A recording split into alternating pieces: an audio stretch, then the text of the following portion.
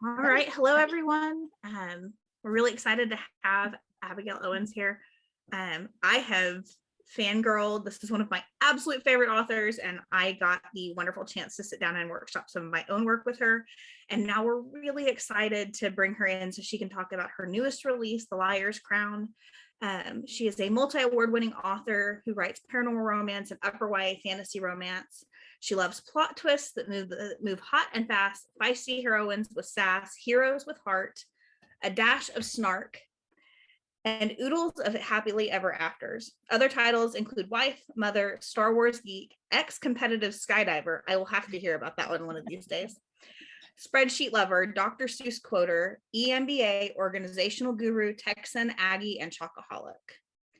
Abigail grew up consuming books and exploring the world through her writing. She attempted to find a practical career related to her favorite pastime by earning a degree in English rhetoric and an MBA. However, she swiftly discovered that writing without imagination is not nearly as writing with it. Abigail currently resides in Austin, Texas, with her own swoon-worthy hero, their angelic, mostly kids, who are growing up way too fast, and two adorable fur babies. With that, Abigail, tell us some about The Liar's Crown. I didn't snag the arc on this one, so I am in the dark just like everybody else. Dark. Oh my gosh. And I should have just had this waiting to go. Ooh, I've got copies. I just got the copies. So first of all, is that kind of hard? There we go. Is that cover just not gorgeous? It is absolutely beautiful. It is. I just fell in love with the cover. And actually, I've seen the cover for book 2, which we're going to, I think, reveal sometime soon here. So I'm very excited about that. It's also my first hardcover book ever, which is, as you guys know, authors, right? Like, yeah, that's one of the dreams. It's like, so I got that in my hands and was like, I might have like just held it for a few hours. But it is, it's also I've been writing paranormal romance for 10 years, but this is my debut YA fantasy. It really is upper YA, more new adult space. There is a spicy scene in it, so forewarned is forearmed. The idea I got for this initially came from an obscure Hans Christian Andersen fairy tale about a man who sheds his shadow, and the shadow becomes a real man eventually and takes over the other man's life and eventually kills him. And so, hold on, my dogs are killing me right now. As soon as you guys hit record, they were like, no, now we're going to be obnoxious. And so as soon as I read that fairy tale, just the basic premise of it, I thought, there's my hero and my villain all in one person, sort of, but two separate people, really. And that's where it started from. So the heroine, whose point of view it's actually from, is a twin princess, but she is the second born twin and is hidden from everybody. Nobody knows she exists. Her entire purpose is to act as a body double, as kind of a decoy for her sister, who is the real princess. So anytime there's danger or anything like that, she's supposed to step in and let herself be the one that's in danger. Her whole purpose in life is to die for her sister, essentially. And so when a man who wields shadow kidnaps the princess, he gets the body double by mistake. And then that kind of leads to all sorts of things. Awesome. So how was writing your first fantasy? Did you you're obviously the queen of world building. That crown belongs to you. But how was that different? How is it different to go from kind of your normal urban fantasy vibe to paranormal romance to full fantasy? It was a lot more work, I will say. I loved it though, but that's because the world building really is that's my favorite part, I think, of paranormal in that space completely. But usually when I do paranormal romance, and because it is set in this world, I have some very basic ideas, what kind of creature or, shapeshifter, dragon shifter, phoenix, or whatever the, main characters are. And beyond that, I tend to world build as I go, depending on how it fits into the story or different cool elements that could be brought out in the story. And so I don't tend to do a lot of world building ahead of time when I build those worlds. Whereas this world, because I'm building an entire world from scratch, I ended up building the entire world ahead of time before I even started figuring out what my plot was going to be. I knew who my three main characters were going to be, my heroine, my hero, and my villain. And I decided to build the world really, honestly, around the villain, and what his entire backstory was. And so that fed everything, the mythology, years and years and years, because they think he's immortal. He's not immortal. So years and years and years of what people think really happened, what he thinks happened, what the main characters think happened. And so that fed my entire world from the beginning, which was a painful / really cool way to go about writing the book, just because I had so much detail that I could then incorporate, a lot of which is going to end up coming out in books 2 and 3 as we kind of get to delve into the world in deeper ways. Awesome. My list of questions. What was your favorite part of writing The Liar's Crown outside of the world building? That is probably going to be, oh gosh, that's a toss-up. It's the characters. So characters tend to, after world building, characters tend to be my favorite part of any given story. I'm very much I used to be an only character-driven author. In fact, my first few books, the biggest complaint was that the world building wasn't there, believe it or not. Which is, I just find funny, because it's like, if they would say world building, I'd be like, why do you care about the couch in the room? Like, who cares? Like, or if this, it's a castle, just imagine a castle, move on. And it was like, no, there are different kinds of castles and there's reasons for that. Like, I had to learn to add that part to it. And so before that, I was always a character-driven author. And my main character, it's almost entirely told from her point of view. And it's the first time I've done first person point of view. And I loved doing it because you really got to hear her voice. And she is one of the snarkiest, sassiest characters I've written. And I like to write very strong, snarky heroines in general. In fact, my sense of humor is very snarky. And I have to be careful with my sense of humor, because my sense of humor on the page comes across a little bitchy. So I have to very deliberately add in humor and lightness, or they come across not likable. And so writing her voice was a blast, just a blast. And in particular, writing her voice when she interacts with the hero, who is he's just your typical alpha, I'm going to grunt instead of use words kind of hero. You know what I mean?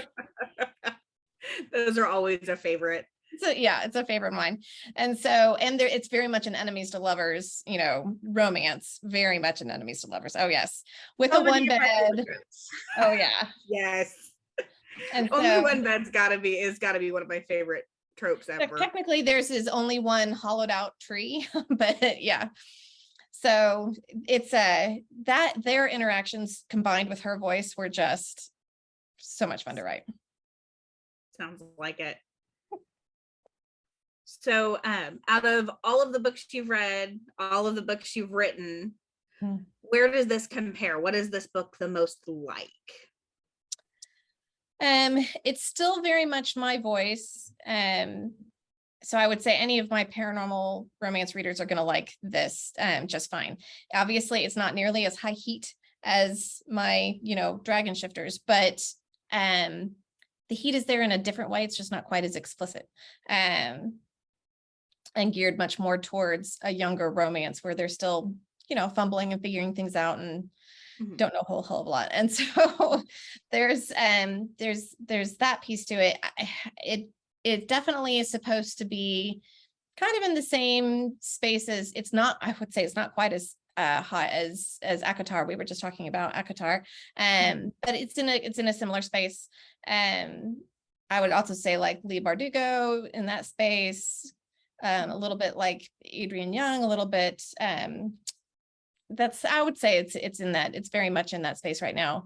Anything you read in the YA fantasy space, it will, if you like that, you'd like this. Awesome. What advice do you have for authors, regardless of kind of where they are in their career? Oh, that's good. That's a really good question. I'm gonna have to think about that for a minute. I would say the important thing, regardless of where you are in your career, is do what's right for you. You're going to hear so many people tell you that this is the way to do it. This is the way to write a book in a week. This is the way to plot a book. This is the way to edit a book. This is the way to da da da da da. And all of these rules are unbreakable, and it's the only way to do it. You're going to hear that. And this is the way to publish a book, and this is the way to market a book, and this is the way to, all of it. And frequently it's going to be good advice, but always, I think, try to stay true to yourself and what you picture for your whatever project it is you're working on. And which can be a little tough, when somebody's coming at you going, well, if we change this element, then it's really going to sell, right? Like it's balancing all of that. But I have found that it's always when I go off on somebody else's dream or somebody else's view, even if it goes, especially if it goes against my own, that's where I really get messed up. And what works for me isn't going to work for you, or for Maddie, or for it's going to be, it's such a specific process to every person.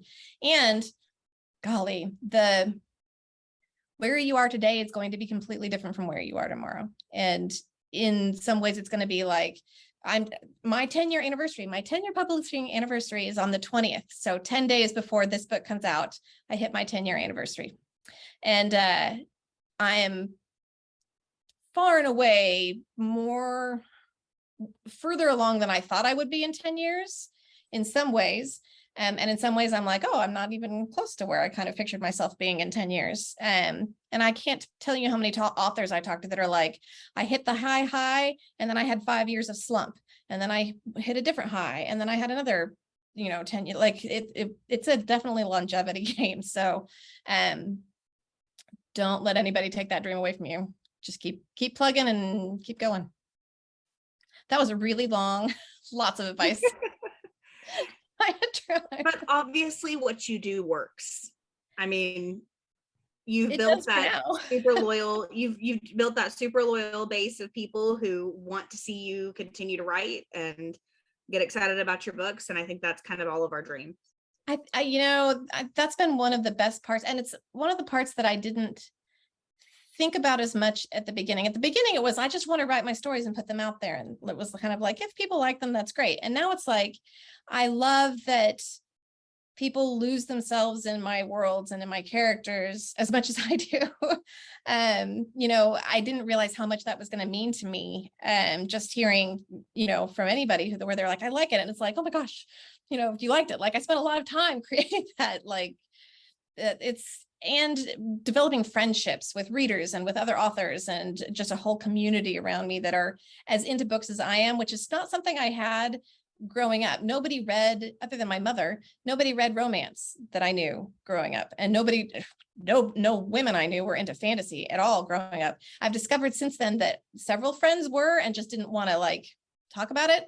I think now it's a little cooler. Yeah, I think definitely back in middle school and high school, it was weird to like fantasy.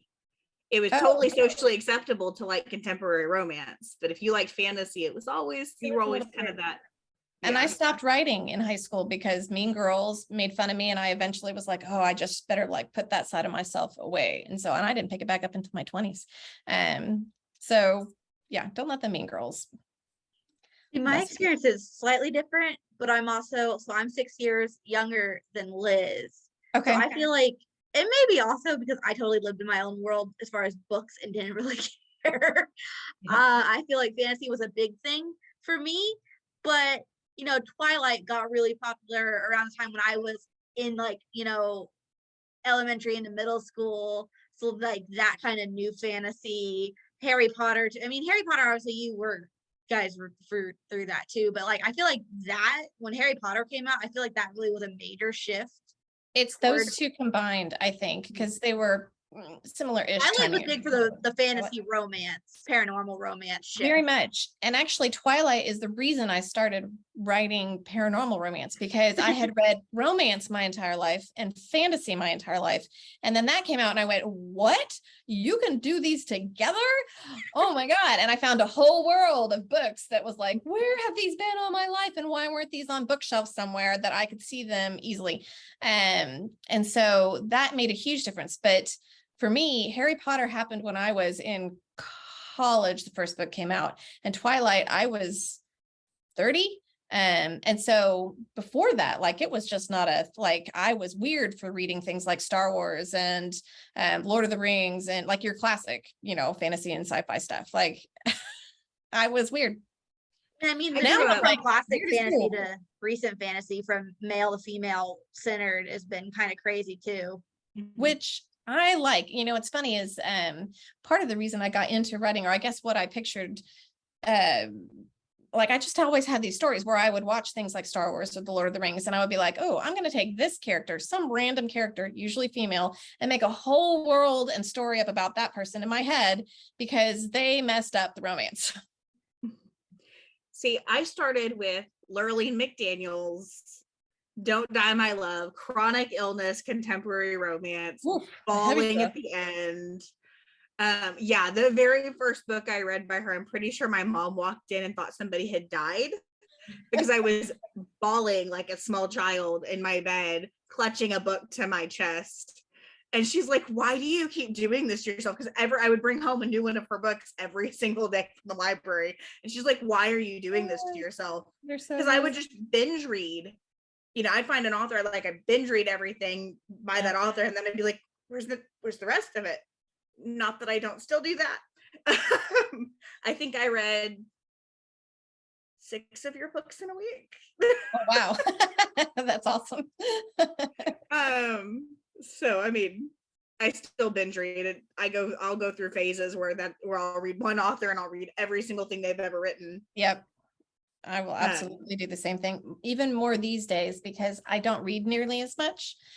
And after writing for 10 years, I can't turn off my inner editor when I read. Before I started writing, as long as I had an HEA, as happily ever after, I was happy to read it. And now I'm so picky that I can't. And most of the time, I don't read whatever genre I'm writing at the time. I just don't want to be influenced, or find out that they used one of my ideas before I got to it. Like, I just want to not know and be in blissful ignorance. So it means that I don't read nearly as much as I used to, which means when I do read, I have to be very selective about what I get to read. And so, yeah, I will binge read specific authors. I'm doing that right now. When I was writing paranormal romance, I was reading sports romance. Well, now I'm writing sports romance, so I'm reading paranormal romance. Yep. Historical tends to be my go-to these days because I write both contemporary and paranormal. And so it's like, all right, I'll go historical. It's the only thing I'm not writing. So with time in mind, because we are starting to get close to the end of our allotted time, what, if anything, if you could plug your book in any way, shape, or form, what do we need to know? Oh gosh, what do you need to know? Oh gosh, that's a hard question. Oh, I hate plugging my book. I'm so bad at coming up with great taglines. So I would say, if you like strong heroines who still are insecure and still make mistakes, but like to snark their way right through that, and who stand up for themselves, and you like the brooding heroes who end up having a little more heart than you would expect them to, and a villain that is tied to the hero way more than I think you would expect, then I think you would love this story. It's a on the road adventure, so a lot of it is spent on the road. It is the first in a trilogy, and it does, I will warn you, end on a bit of a cliffhanger. So in other words, a giant cliff. It's sort of. Yes, we will love it. I can vouch for the fact that I have read every book that you have written that is currently available, and I will be reading this one the second it comes out. Thank you. Thank you. Thank So you. with that, we will have Abigail back again very soon. Thank you so much for coming on and telling us about Liar's Crown. I cannot wait to read it. Thank you, Liz and Maddie, for having me on. I really appreciate it. It was fun. All right, we will see you soon. Thank you so much.